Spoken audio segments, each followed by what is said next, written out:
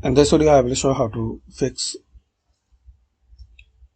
copy paste not working in laptop Windows 10 11.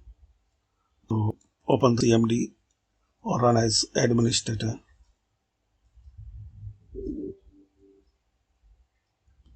Now type this command cmd space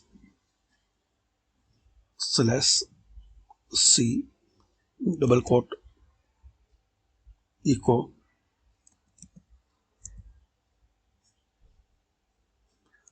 space of vertical bar clip and double quote. Press enter.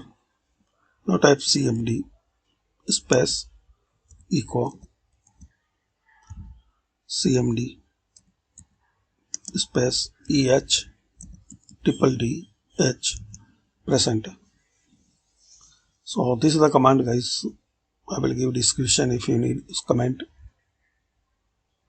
and direct copy and paste. Hopefully this method will work, and don't forget to subscribe this channel. Thanks for watching.